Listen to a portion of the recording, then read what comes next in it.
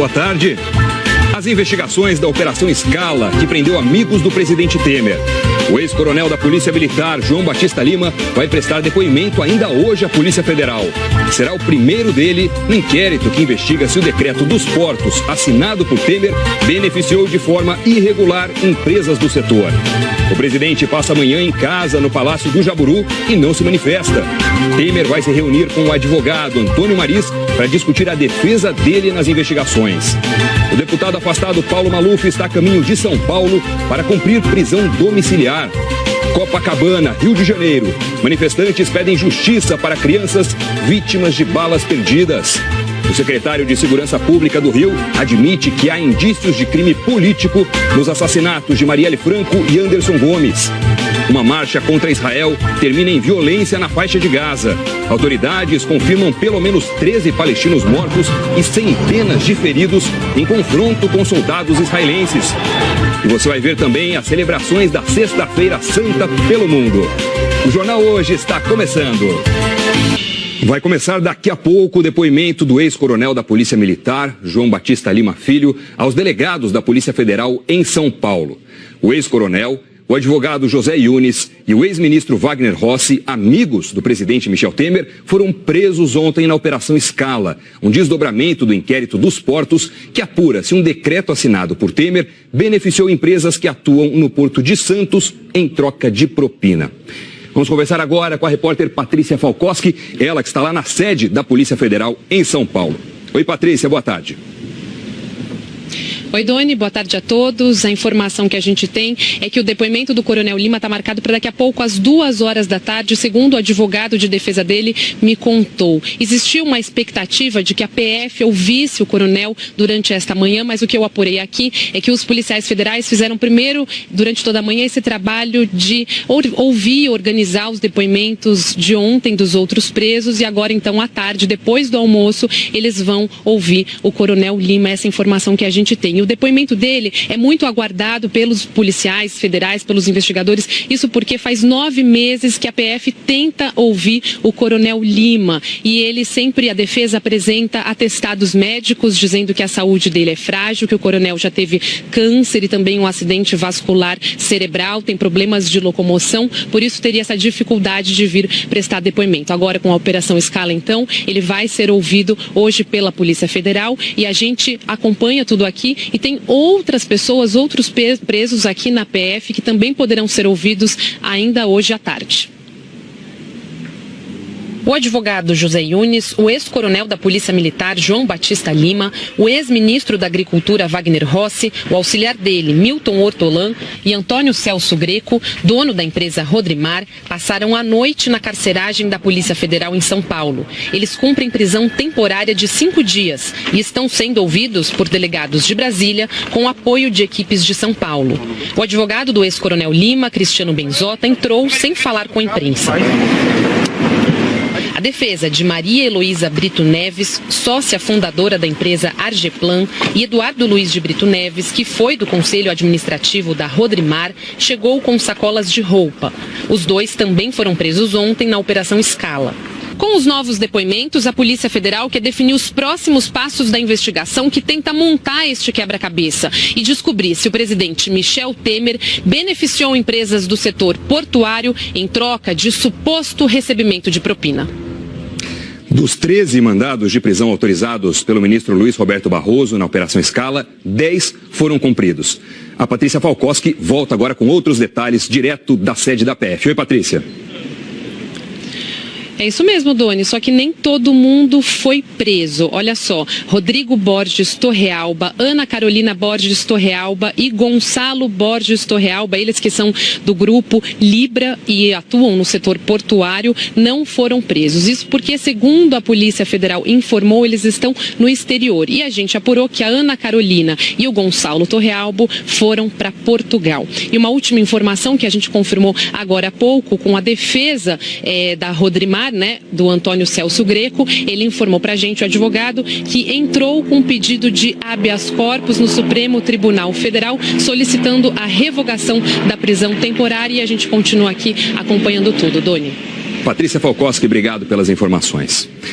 Ao autorizar as prisões preventivas, o ministro Barroso destacou os indícios existentes contra amigos de Temer e empresários. A reportagem é da Camila Bonfim. As prisões são consideradas imprescindíveis para o sucesso da investigação.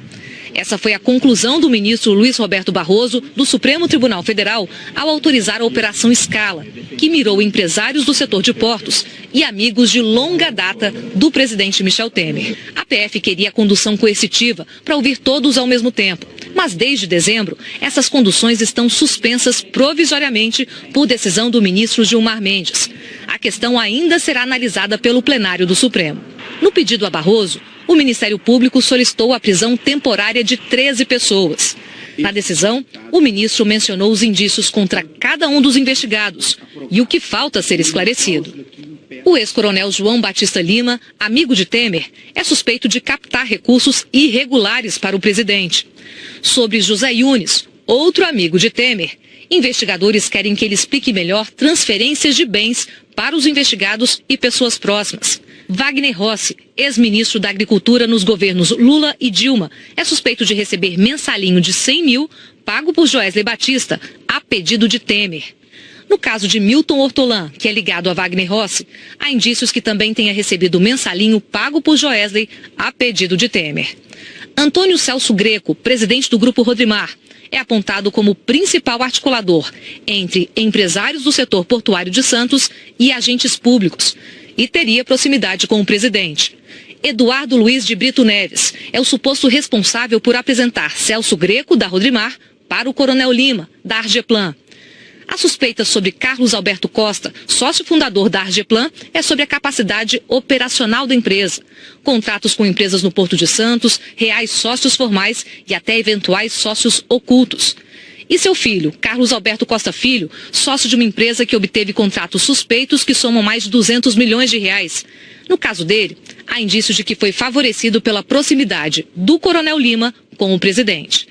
Maria Heloísa Adenson Brito Neves, que pode esclarecer como Lima se tornou sócio da Argeplan. Os investigadores querem ainda esclarecer os motivos para a doação pessoal eleitoral e do Grupo Libra a Temer e ao MDB. 4 pessoas ligadas ao grupo são suspeitas de envolvimento com possível pedido indevido de valores em troca da renovação de contratos de concessão em Santos. Por isso, também foram decretadas as prisões de Rodrigo Borges Torrealba, Ana Carolina Borges Torrealba Afonso, Gonçalo Borges Torrealba e Celina Borges Torrealba Capri. Os registros oficiais do Tribunal Superior Eleitoral mostram doações milionárias de pessoas ligadas ao Grupo Libra em 2014, ano eleitoral. No mesmo ano, esse dinheiro foi repassado pela direção nacional do PMDB à campanha de Michel Temer e a diretórios regionais no Rio Grande do Norte e no Paraná. A Procuradoria afirma que há fortíssimos indícios de esquema contínuo de concessão de benefícios públicos em troca de recursos privados para fins pessoais e eleitorais, que persistiria por mais de 20 anos no setor de portos. Os investigadores querem saber se os envolvidos receberam vantagens indevidas como recompensa pela edição do Decreto dos Portos, que, segundo o Tribunal de Contas da União, pode ter beneficiado empresas. A PF está analisando a contabilidade da Argeplan, empresa de João Batista Lima Filho, amigo de Temer. A suspeita é que ele teria recebido dinheiro de empresas interessadas na edição do Decreto dos Portos e distribuído para os demais investigados. Ao autorizar as prisões e buscas de documentos, Barroso destacou o risco concreto de destruição de provas, apontado pela Procuradora-Geral da República, Raquel Dodge. E também falou das suspeitas contra a mulher do Coronel Lima, que fez a reforma na casa da filha de Temer. Essa reforma foi revelada em primeira mão pelo blog da jornalista Andréa Sadi, da Globo News, no dia 5 de junho de 2017. A investigação apontou que a mulher de João Batista Lima Filho é sócia do marido na PDA, Projeção e Direção Arquitetônica. Trata-se da empresa que realizou a reforma de alto custo em imóvel da senhora Maristela Temer, filha do presidente. Há informações sobre pagamentos de altos valores em espécie. No caso da arquiteta Maria Rita Fratesi, ela foi intimada a se explicar em depoimento. Já o marido, o Coronel Lima, está cumprindo prisão temporária. Esse tipo de prisão serve para os investigadores analisarem documentos e confrontarem versões dos envolvidos.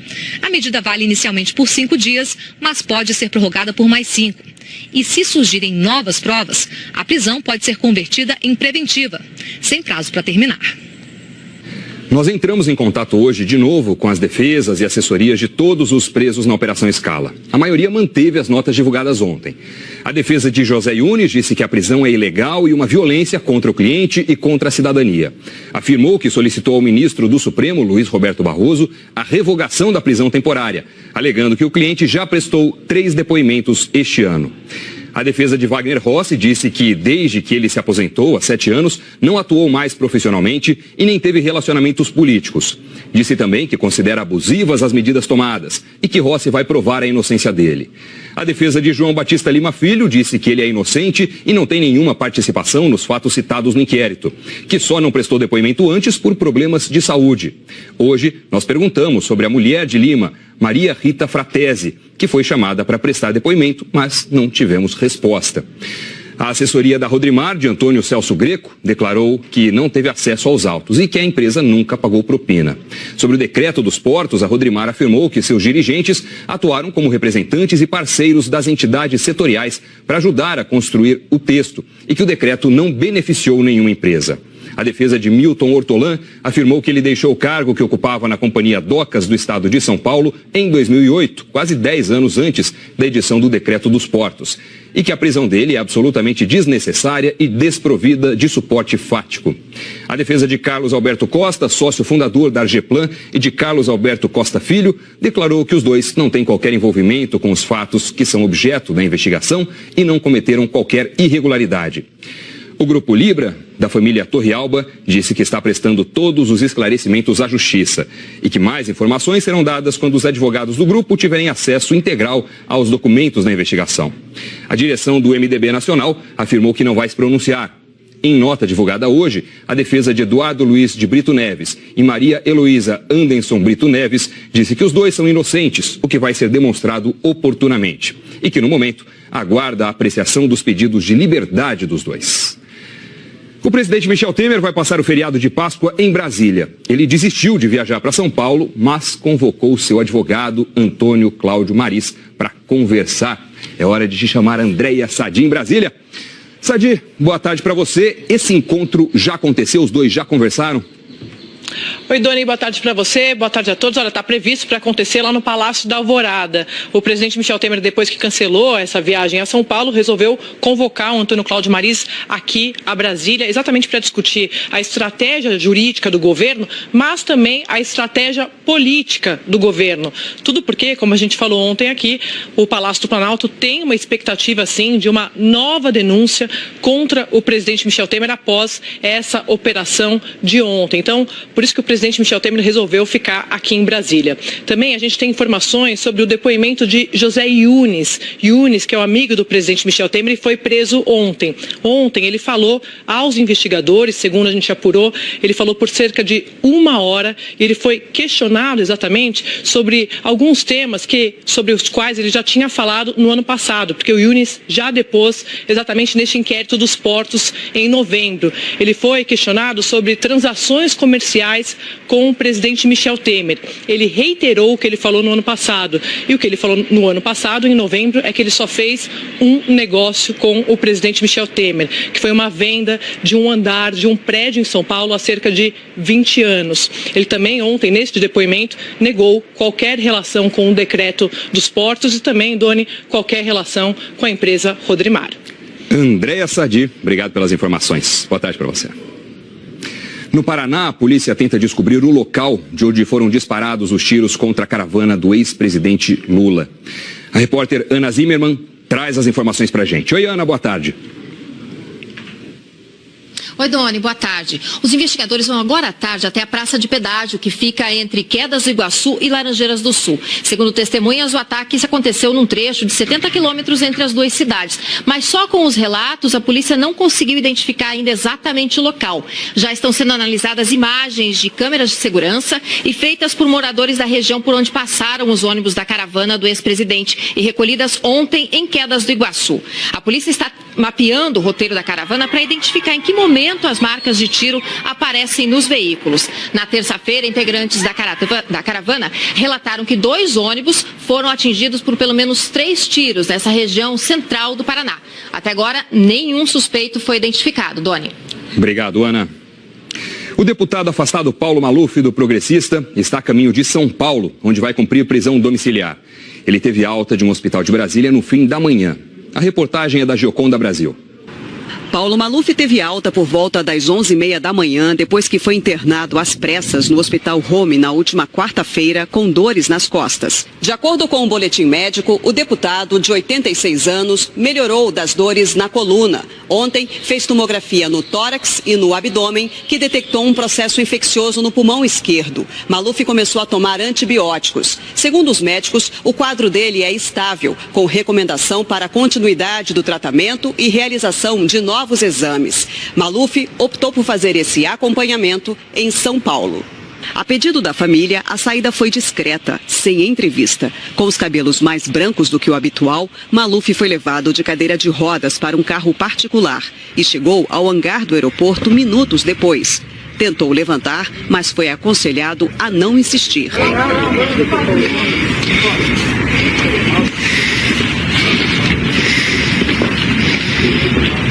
Depois de uma rápida revista, o deputado afastado do mandato foi transferido para uma van que o transportou até um jatinho particular. O médico pessoal acompanhou Maluf no voo até São Paulo. O deputado ficou 96 dias preso na ala dos idosos da Papuda.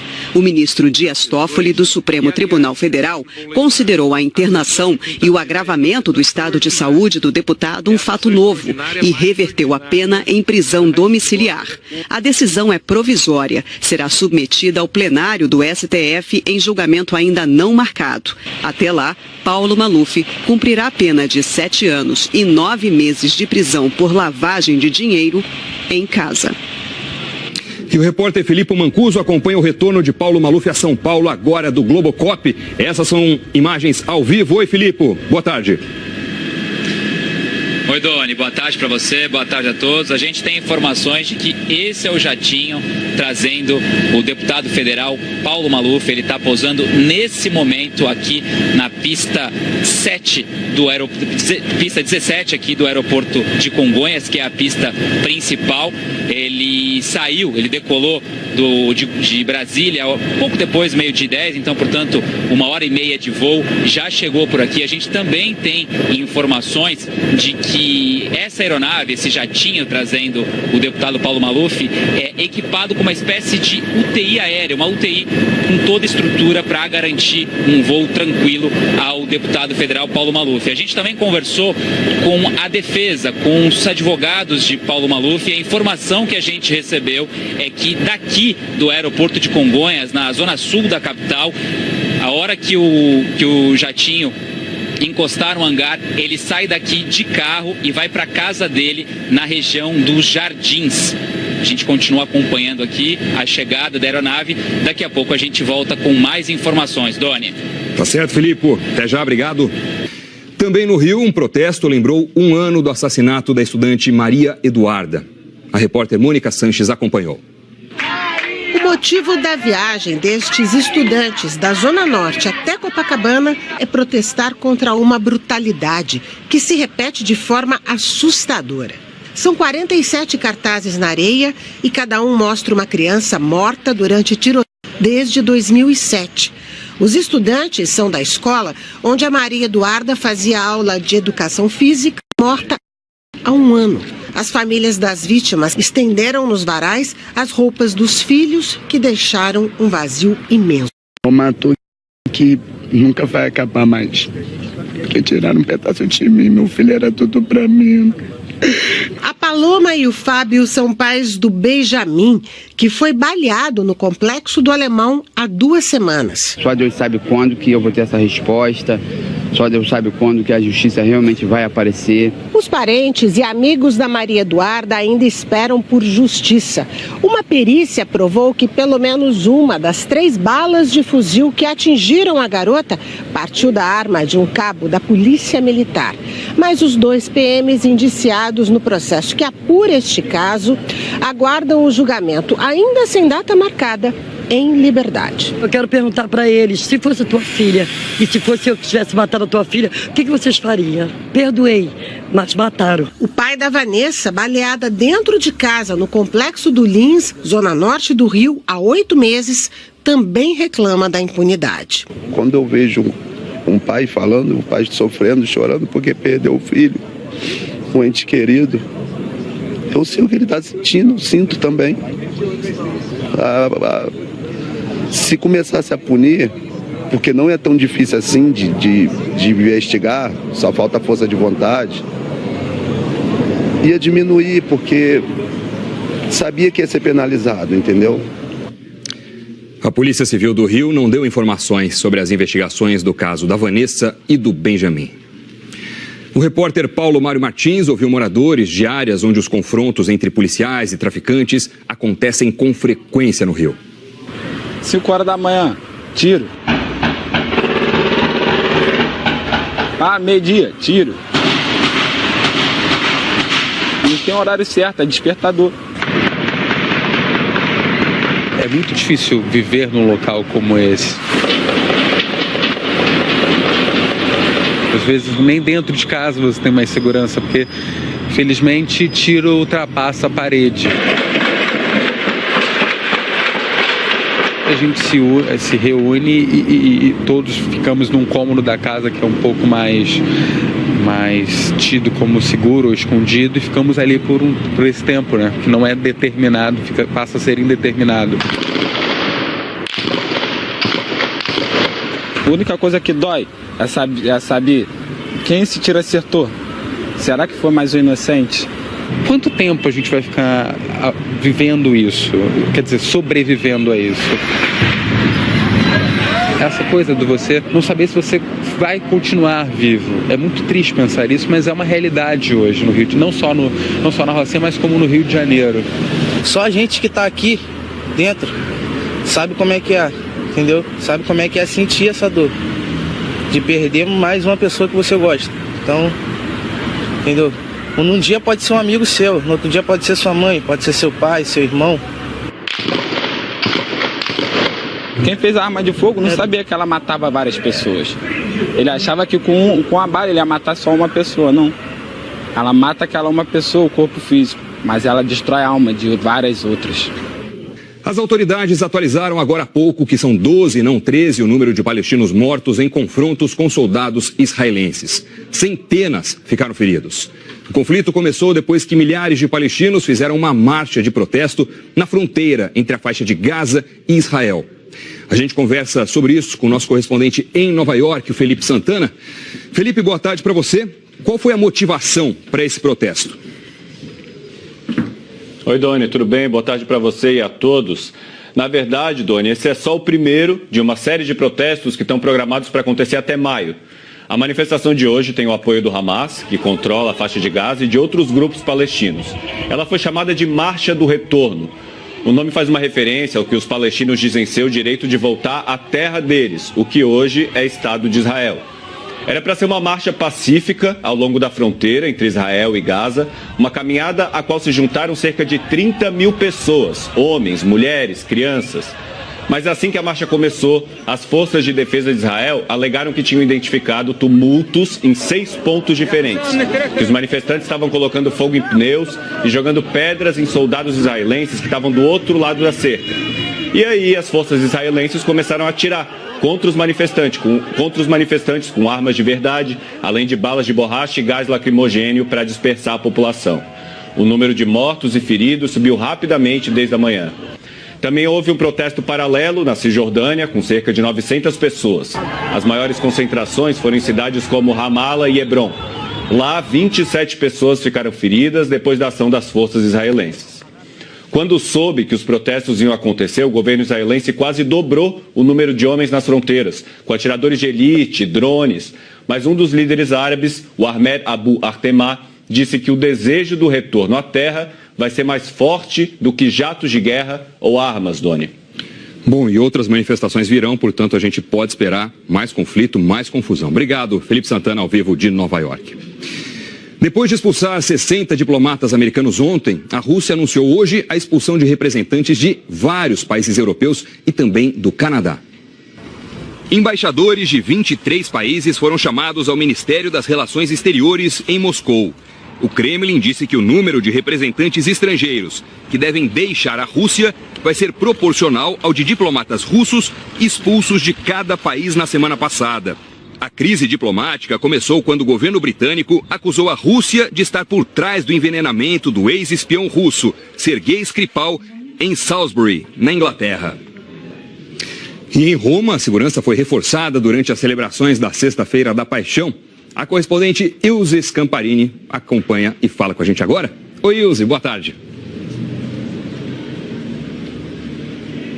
Boa tarde, Doni. Boa tarde a todos. Com a prisão de alguns suspeitos de terrorismo nas últimas semanas e também nos últimos dias, Roma vai passar uma Páscoa em alerta máximo com 10 mil policiais nas ruas. Eles se juntam aos soldados do Exército que há muitos meses estão patrulhando os monumentos e pontos turísticos da cidade e em outras cidades do país também. Agora há pouco, o Papa Francisco celebrou a Paixão de Cristo na Capela Papal da Basílica de São Pedro e ainda hoje vai presidir a Via Crucis no Coliseu, um espetáculo forte para os católicos de Roma e do mundo inteiro que vem à capital italiana durante a Semana Santa. Amanhã o Papa reza a Vigília da Páscoa na Basílica Vaticana e no domingo celebra a Missa da Ressurreição, uma ocasião em que os papas costumam mandar mensagens importantes, não apenas aos fiéis, mas também aos governantes. Doni. Ilse, obrigado pelas informações. Boa tarde para você em Roma. Em Jerusalém, os cristãos encenaram o percurso de Jesus até a crucificação. A procissão pelas ruas da cidade velha de Jerusalém refaz o mesmo caminho que, segundo a tradição cristã, Jesus percorreu da condenação ao sepultamento. 14 pontos marcam passagens importantes dessa caminhada na chamada Via Dolorosa, também conhecida como Via Crucis. A peregrinação atrai milhares de fiéis de todo o mundo. Nas Filipinas, a celebração é uma mistura de fé católica com as crenças locais em sacrifícios e milagres. Os devotos acreditam que a dor extrema é uma forma de se livrar dos pecados e obter curas de doenças. Para evitar possíveis contaminações com o ritual, as autoridades de saúde recomendam a higienização dos pregos e vacinação contra o tétano. Agora, as celebrações aqui no Brasil. Em Sabará, cidade histórica de Minas Gerais, muita gente acordou cedo ao som das matracas. As matracas substituem os sinos durante a Semana Santa e chamam os fiéis para a procissão, que simboliza os passos de Jesus até o Calvário. Durante a procissão, alguns caminham com os pés descalços para pagar promessas. Em Goiânia, 30 mil fiéis estão acompanhando a encenação da Paixão de Cristo na rodovia dos Romeiros. São 18 quilômetros e 7 estações, cada uma com painéis que representam a Via Sacra, desde o batismo de Jesus até a crucificação. 600 atores estão participando do espetáculo, que deve acabar daqui a pouco. No Rio Grande do Sul, uma das tradições da Sexta-feira Santa acontece nos campos. Em Erechim, no norte do estado, um grupo de cavalarianos saiu bem cedo para a colheita da macela, também chamada de Marcela. Famílias de Santa Maria, na região central, foram para a beira da estrada. E na fronteira com a Argentina, em Uruguaiana, os amigos foram de carro até a rodovia antes do amanhecer. Os devotos acreditam que, se colhida antes do nascer do sol, com o orvalho da Sexta-feira Santa, a erva adquire propriedades curativas. O Ibama suspendeu as atividades do mineroduto da empresa Anglo American em Santo Antônio do Grama, na zona da Mata Mineira. Pela segunda vez em menos de um mês, vazou minério da empresa. O vazamento foi percebido ontem à noite por funcionários da própria Anglo American, a poucos metros do local do primeiro rompimento, no dia 12 de março. Fotos e vídeos de moradores mostram que o rio Santo Antônio do Grama ficou de novo com a água avermelhada. Segundo a empresa, o vazamento durou cerca de 5 minutos. A empresa não soube dizer quanto minério vazou. Segundo ela, os órgãos competentes foram avisados. Os funcionários entraram em férias coletivas. Agora é hora da previsão do tempo. Ela já está aqui, a Maju Coutinho. Maju, boa tarde, bem-vinda. Oi, Doni, boa tarde para você e para todos. Tudo bom? Bom, Maju, você ontem avisou que vinha chuva, né, para parte do Nordeste. Tem novidade sobre isso? Tenho sim, a previsão foi precisa, Doni, boa tarde para todos. Essa chuva chegando mesmo à parte do Nordeste e a gente vê aqui, olha, que a sexta-feira santa começou complicada lá em Teresina. A capital do Piauí enfrentou aquela dor de cabeça típica de quando chove muito. 3 pontos da BR-343, que leva ao litoral do Piauí, estão interditados por causa do excesso de chuva e a água invadiu um posto de saúde na zona rural. Em 24 horas choveu 168 milímetros. É muita coisa, mas ainda não alcançou a média do mês que termina amanhã. Teresina deve bater aí na trave, quase alcançar a média. No nosso balanço das águas de março, começamos com as capitais onde choveu abaixo da média. São Luís, Recife, Maceió, Fortaleza, João Pessoa, Goiânia, Florianópolis, Rio Branco, Manaus, Porto Velho e Macapá. Destaque aqui para Campo Grande, onde está bem longe da média, vai terminar o mês no vermelho. Agora, as capitais que vão terminar o mês no azul, com chuva acima da média, são Salvador, Natal, Brasília, Vitória, São Paulo, Curitiba, Belém e destaco, Doni, BH, onde choveu muito, muito mesmo para valer. Olha só, 391 milímetros, choveu até hoje, né? A média para lá, 142 milímetros. Quase 3 vezes mais. Muita coisa. Maju, e para hoje? Para hoje é o seguinte, eu começo falando das várias engrenagens aqui, Doni, que provocam chuva pelo país. A gente tem fluxo de calor e umidade aqui de norte a sul do país, também a zona de convergência intertropical provocando chuva ainda no norte do Nordeste, essa baixa pressão que é a fábrica de nuvens de chuva, que também influencia lá a região sul e ela fabrica principalmente a famosa aí cumulonimbus, nuvem que descarrega granizo, raios, rajadas de vento e chuva, viu? Porto Alegre com 30 graus, São Paulo e Campo Grande com 29, estão aí no caminho dessas nuvens que podem provocar chuva isolada, mas jamais menosprezada, como eu sempre digo. Já Salvador, Aracaju e Recife devem enfrentar aquela chuva contínua, grudenta, sexta molhada nessas capitais. E Porto Velho, Manaus e São Luís também terão um dia chuvoso e carrancudo, nada de sol, essa é a diferença aqui em relação às outras capitais que eu mostrei. Agora, o sol deve brilhar em algum canto do Brasil, imagino, né? Vamos ao amarelo aqui, Doni, olha, em parte do Rio Grande do Sul e nessa área grande, entre Rio, Minas, passando pelo interior da Bahia e chegando a Goiás. Capitais do sol e do calor aqui no nosso telão. BH, Goiânia e Rio de Janeiro com 33 graus. Aviso para amanhã, a gente vai ter mais um dia com aquelas pancadas isoladas, mas jamais minimizadas. É isso. Bom, amanhã tem troca de guarda, Maju, você apresenta o jornal aí hoje. E a Jaqueline vem pra cá. Combinado. Vou estar te prestigiando de casa. Valeu. Obrigado. No Globo Repórter de hoje, você vai conhecer os alimentos do futuro. Pipoca de Vitória Régia, ainda mais crocante que a do milho. Os saborosos cogumelos da Amazônia.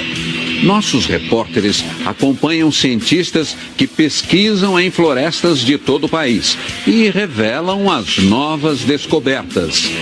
Peixinho à milanesa, uma delícia, mas o peixinho é uma folha. Hambúrguer de castanha, pasta de buriti, empanada de urtiga. E as plantas alimentícias que nascem até debaixo do asfalto. Hoje, no Globo Repórter. E você vai ver a seguir a cativante história de quem adotou crianças com síndrome de Down. A gente volta já. A adoção de crianças com algum tipo de deficiência é mais do que um gesto de humanidade. É uma realidade que muda a vida de várias famílias brasileiras. É o que você vê na reportagem do César Menezes. Esperto e tagarela. É difícil fazer o Felipe parar de falar, mesmo que só um pouquinho. Só mais um pouquinho, tá bom? Essa história de amor começou no abrigo onde Felipe aguardava por uma adoção. Ele me olhou, fez assim com a mãozinha, vem. E aí me levou para outra sala onde ele estava. Naquele momento eu me descobri mãe do Felipe.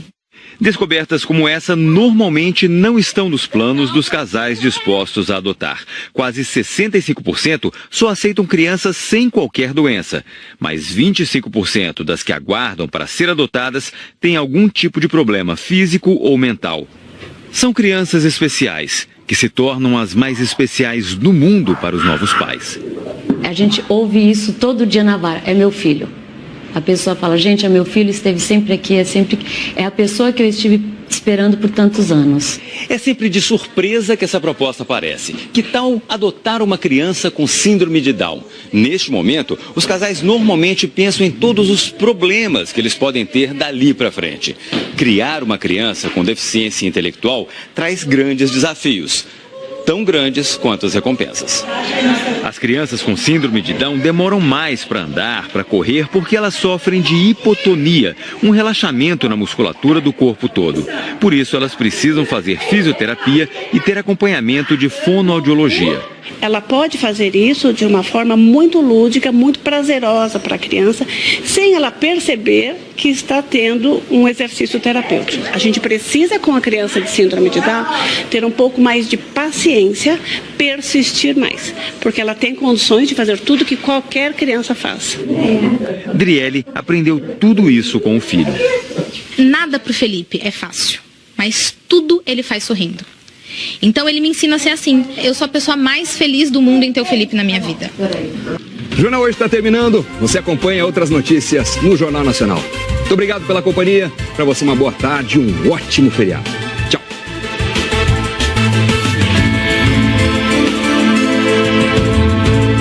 Reza a Vigília da Páscoa na Basílica Vaticana e no domingo celebra a Missa da Ressurreição, uma ocasião em que os papas costumam mandar mensagens importantes, não apenas aos fiéis, mas também aos governantes. Doni.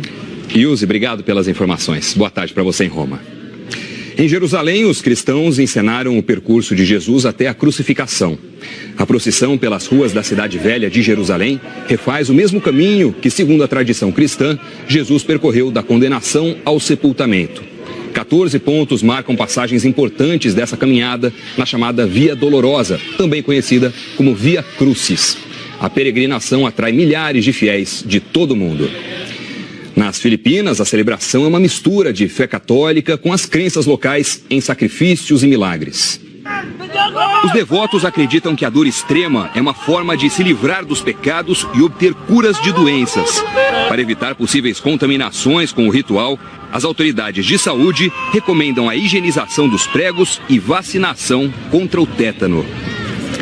Agora, as celebrações aqui no Brasil. Em Sabará, cidade histórica de Minas Gerais, muita gente acordou cedo ao som das matracas.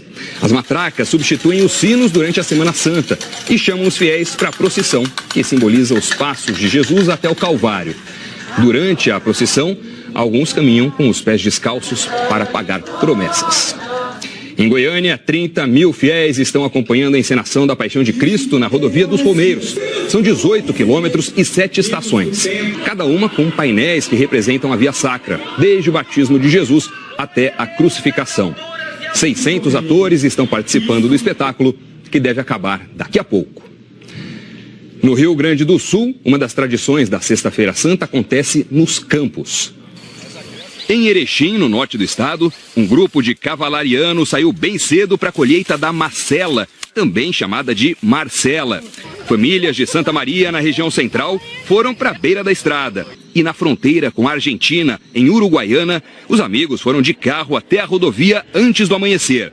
Os devotos acreditam que, se colhida antes do nascer do sol, com o orvalho da Sexta-feira Santa, a erva adquire propriedades curativas. O Ibama suspendeu as atividades do mineroduto da empresa Anglo American em Santo Antônio do Grama, na zona da Mata Mineira. Pela segunda vez em menos de um mês, vazou minério da empresa. O vazamento foi percebido ontem à noite por funcionários da própria Anglo American, a poucos metros do local do primeiro rompimento, no dia 12 de março. Fotos e vídeos de moradores mostram que o rio Santo Antônio do Grama ficou de novo com água avermelhada. Segundo a empresa, o vazamento durou cerca de 5 minutos. A empresa não soube dizer quanto minério vazou. Segundo ela, os órgãos... Boa tarde, bem-vinda. Oi, Doni, boa tarde para você e para todos. Tudo bom, Maju? Você ontem avisou que vinha chuva, né, para parte do Nordeste. Pois Tem é. novidade sobre isso? Tenho sim, a previsão foi precisa, Doni, boa tarde para todos. Essa chuva chegando mesmo à parte do Nordeste e a gente vê aqui, olha, que a sexta-feira santa começou complicada lá em Teresina. A capital do Piauí enfrentou aquela dor de cabeça típica de quando chove muito. 3 pontos da BR-343, que leva ao litoral do Piauí, estão interditados por causa do excesso de chuva e a água invadiu um posto de saúde na zona rural. Em 24 horas choveu 168 milímetros. É muita coisa, mas ainda não alcançou não a média do mês que termina amanhã. Teresina deve bater aí na trave, quase alcançar a média. No nosso balanço das águas de março, começamos com as capitais onde choveu abaixo da média. São Luís, Recife, Maceió, Fortaleza, João Pessoa, Goiânia, Florianópolis, Rio Branco, Manaus, Porto Velho e Macapá. Destaque aqui para Campo Grande, onde está bem longe da média, vai terminar o mês no vermelho. Agora, as capitais que vão terminar o mês no azul, com chuva acima da média, são Salvador, Natal, Brasília, Vitória, São Paulo, Curitiba, Belém e destaco, Doni, BH, onde choveu muito mesmo para valer. Olha só, 391 milímetros, choveu até hoje, né? A média para lá, 142 milímetros. Quase 3 vezes mais. Muita coisa. Maju, e para hoje? Para hoje é o seguinte, eu começo falando das várias engrenagens aqui, Doni, que provocam chuva pelo país. A gente tem fluxo de calor e umidade aqui de norte a sul do país, também a zona de convergência intertropical provocando chuva ainda no norte do Nordeste, essa baixa pressão que é a fábrica de nuvens de chuva, que também influencia lá a região sul e ela fabrica principalmente a famosa aí cumulonimbus, nuvem que descarrega granizo, raios, rajadas de vento e chuva, viu?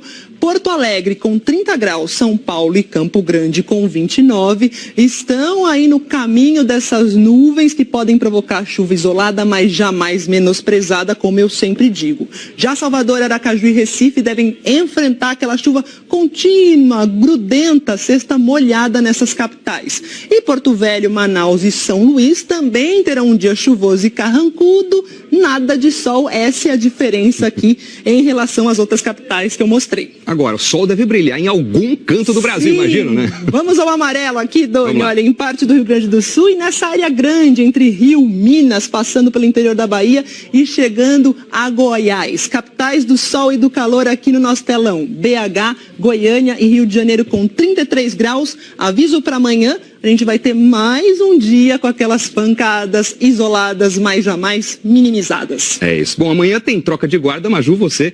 Argeplan e Eduardo Luiz de Brito Neves, que foi do Conselho Administrativo da Rodrimar, chegou com sacolas de roupa. Os dois também foram presos ontem na Operação Scala. Com os novos depoimentos, a Polícia Federal quer definir os próximos passos da investigação que tenta montar este quebra-cabeça e descobrir se o presidente Michel Temer beneficiou empresas do setor portuário em troca de suposto recebimento de propina. Dos 13 mandados de prisão autorizados pelo ministro Luiz Roberto Barroso na Operação Scala, 10 foram cumpridos. A Patrícia Falkowski volta agora com outros detalhes direto da sede da PF. Oi, Patrícia.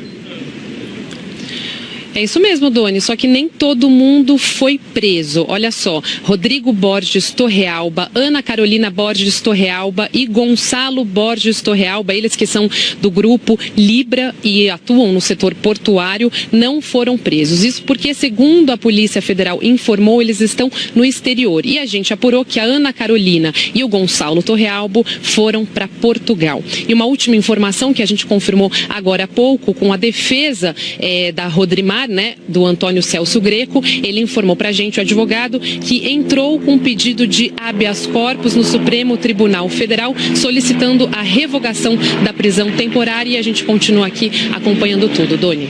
Patrícia Falkowski, obrigado pelas informações. Ao autorizar as prisões preventivas, o ministro Barroso destacou os indícios existentes contra amigos de Temer e empresários. A reportagem é da Camila Bonfim. As prisões são consideradas imprescindíveis para o sucesso da investigação.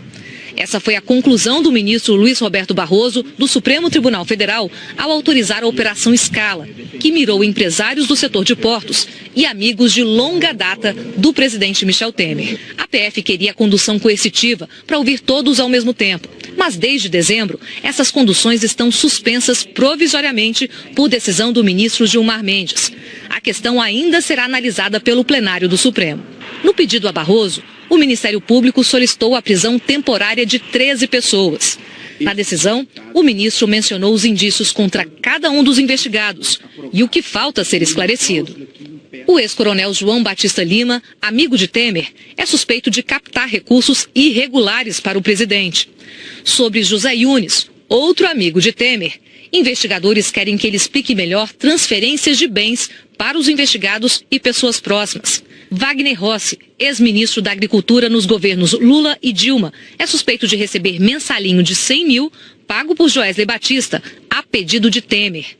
No caso de Milton Ortolan, que é ligado a Wagner Rossi, há indícios que também tenha recebido mensalinho pago por Joesley, a pedido de Temer. Antônio Celso Greco, presidente do Grupo Rodrimar, é a... Paulo agora do Globocop. Essas são imagens ao vivo. Oi, Filipe. Boa tarde. Oi, Doni, boa tarde para você, boa tarde a todos. A gente tem informações de que esse é o jatinho trazendo o deputado federal Paulo Maluf. Ele está pousando nesse momento aqui na pista 7 do pista 17 aqui do aeroporto de Congonhas, que é a pista principal.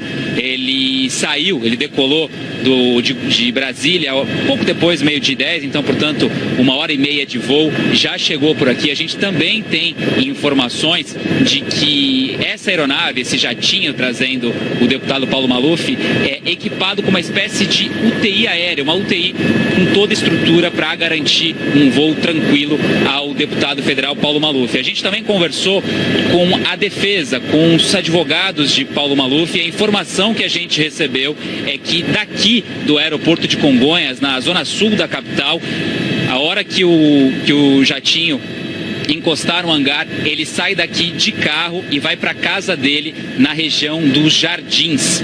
A gente continua acompanhando aqui a chegada da aeronave. Daqui a pouco a gente volta com mais informações. Doni. Tá certo, Filipe. Até já, obrigado. Também no Rio, um protesto lembrou 1 ano do assassinato da estudante Maria Eduarda. A repórter Mônica Sanches acompanhou. O motivo da viagem destes estudantes da Zona Norte até Copacabana é protestar contra uma brutalidade que se repete de forma assustadora.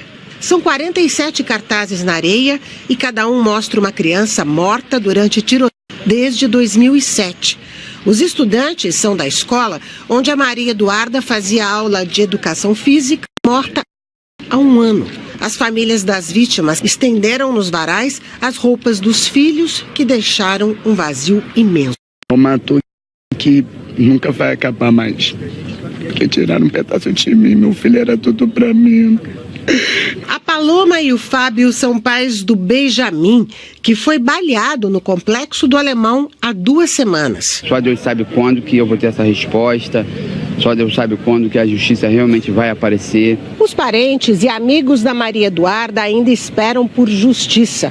Uma perícia provou que pelo menos uma das 3 balas de fuzil que atingiram a garota partiu da arma de um cabo da Polícia Militar. Mas os 2 PMs indiciados no processo que apura este caso aguardam o julgamento, ainda sem data marcada, em liberdade. Eu quero perguntar para eles, se fosse a tua filha e se fosse eu que tivesse matado a tua filha, o que vocês fariam? Perdoei, mas mataram. O pai da Vanessa, baleada dentro de casa no Complexo do Lins, zona norte do Rio, há 8 meses, também reclama da impunidade. Quando eu vejo um pai falando, um pai sofrendo, chorando porque perdeu o filho, um ente querido, eu sei o que ele está sentindo, sinto também. Se começasse a punir, porque não é tão difícil assim de investigar, só falta força de vontade, ia diminuir, porque sabia que ia ser penalizado, entendeu? A Polícia Civil do Rio não deu informações sobre as investigações do caso da Vanessa e do Benjamin. O repórter Paulo Mário Martins ouviu moradores de áreas onde os confrontos entre policiais e traficantes acontecem com frequência no Rio.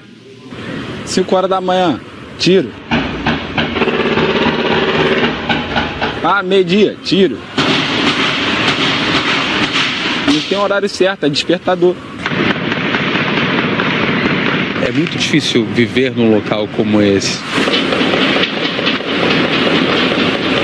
Às vezes nem dentro de casa você tem mais segurança, porque Felizmente, tiro ultrapassa a parede.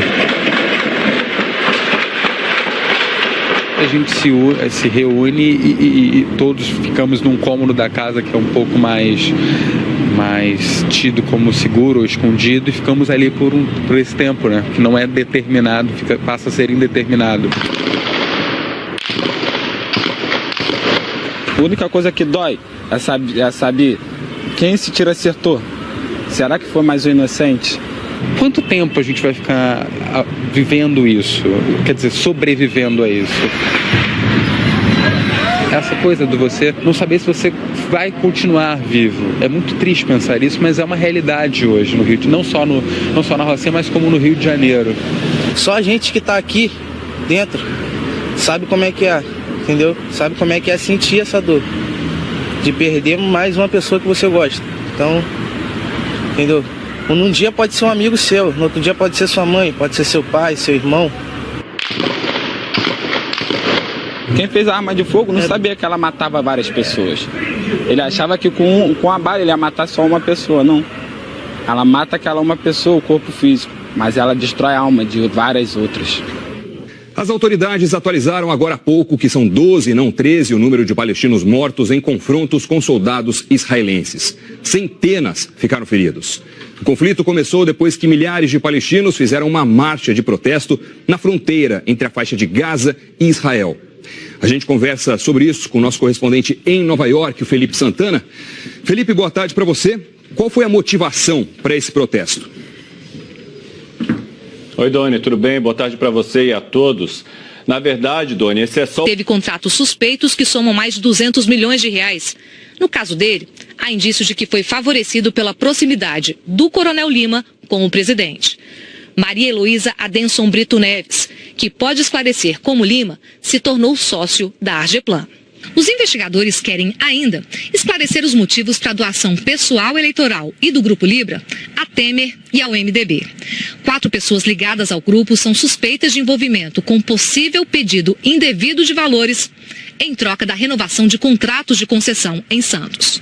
Por isso, também foram decretadas as prisões de Rodrigo Borges Torrealba, Ana Carolina Borges Torrealba Afonso, Gonçalo Borges Torrealba e Celina Borges Torrealba Capri. Os registros oficiais do Tribunal Superior Eleitoral mostram doações milionárias de pessoas ligadas ao Grupo Libra em 2014, ano eleitoral. No mesmo ano, esse dinheiro foi repassado pela direção nacional do PMDB à campanha de Michel Temer e a diretórios regionais no Rio Grande do Norte e no Paraná. A Procuradoria afirma que há fortíssimos indícios de esquema contínuo de concessão de benefícios públicos em troca de recursos privados para fins pessoais e eleitorais, que persistiria por mais de 20 anos no setor de portos. Os investigadores querem saber se os envolvidos receberam vantagens indevidas como recompensa pela edição do Decreto dos Portos, que, segundo o Tribunal de Contas da União, pode ter beneficiado empresas. A PF está analisando a contabilidade da Argeplan, empresa de João Batista Lima Filho, amigo de Temer. A suspeita é que ele teria recebido dinheiro de empresas interessadas na edição do Decreto dos Portos e distribuído para os demais investigados. Ao autorizar as prisões e buscas de documentos, Barroso destacou o risco concreto de destruição de provas, apontado pela Procuradora-Geral da República, Raquel Dodge. E também falou das suspeitas contra a mulher do Coronel Lima, que fez a reforma na casa da filha de Temer. Essa reforma foi revelada em primeira mão pelo blog da jornalista Andréa Sadi, da Globo News, no dia 5 de junho de 2017. A investigação apontou que a mulher de João Batista Lima Filho é sócia do marido na PDA, Projeção e Direção Arquitetônica. Trata-se da empresa que realizou a reforma de alto custo em imóvel da senhora Maristela Temer, filha do presidente. Há informações sobre pagamentos de altos valores em espécie. No caso da arquiteta Maria Rita Fratesi, ela foi intimada a se explicar em depoimento. Já o marido, o Coronel Lima, está cumprindo prisão temporária. Esse tipo de prisão serve para os investigadores analisarem documentos e confrontarem versões dos envolvidos. A medida vale inicialmente por 5 dias, mas pode ser prorrogada por mais 5. E se surgirem novas provas, a prisão pode ser convertida em preventiva, sem prazo para terminar. Nós entramos em contato hoje de novo com as defesas e todos os esclarecimentos à Justiça.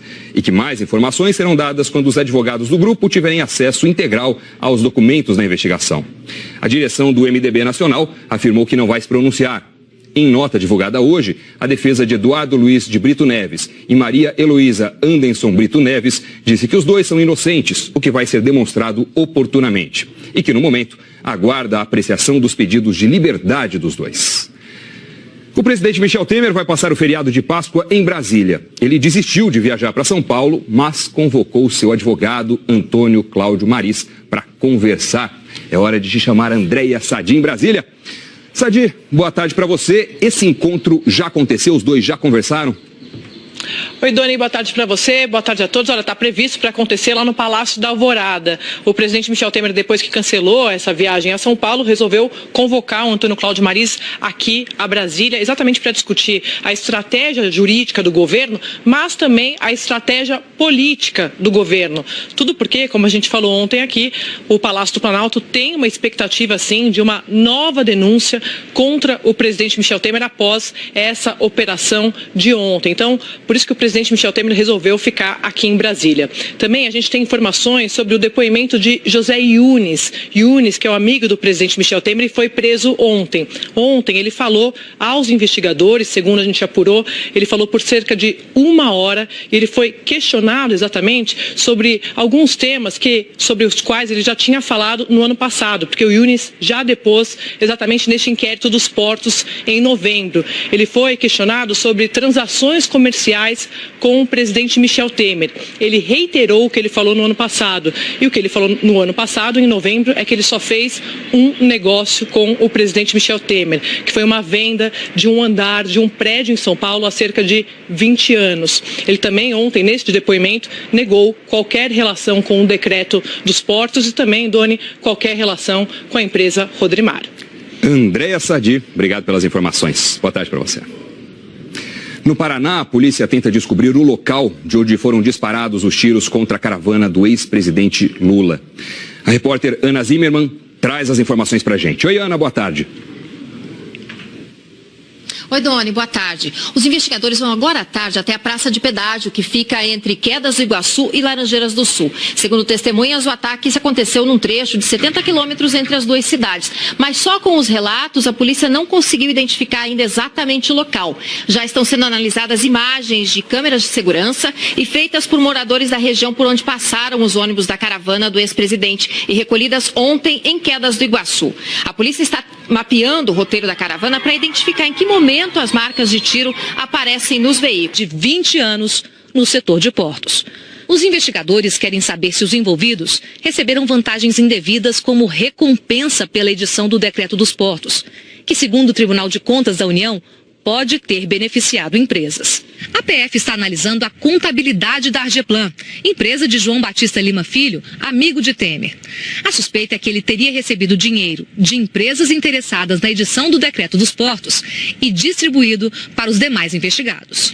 Ao autorizar as prisões e buscas de documentos, Barroso destacou o risco concreto de destruição de provas, apontado pela Procuradora-Geral da República, Raquel Dodge. E também falou das suspeitas contra a mulher do Coronel Lima, que fez a reforma na casa da filha de Temer. Essa reforma foi revelada em primeira mão pelo blog da jornalista Andréia Sadi, da Globo News, no dia 5 de junho de 2017. A investigação apontou que a mulher de João Batista Lima Filho é sócia do marido na PDA, Projeção e Direção Arquitetônica. Trata-se da empresa que realizou a reforma de alto custo em imóvel da senhora Maristela Temer, filha do presidente. Há informações sobre pagamentos de altos valores em espécie. No caso da arquiteta Maria Rita Fratesi, ela foi intimada a se explicar em depoimento.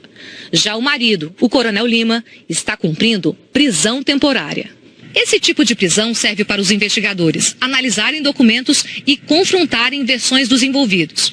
A medida vale inicialmente por 5 dias, mas pode ser prorrogada por mais 5. E se surgirem novas provas, a prisão pode ser convertida em preventiva, sem prazo para terminar.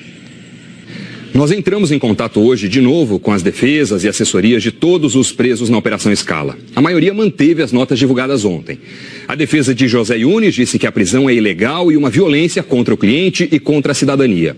Afirmou que solicitou ao ministro do Supremo, Luiz Roberto Barroso, a revogação da prisão temporária, alegando que o cliente já prestou 3 depoimentos este ano.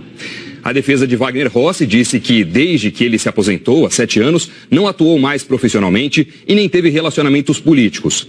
Disse também que considera abusivas as medidas tomadas e que Rossi vai provar a inocência dele.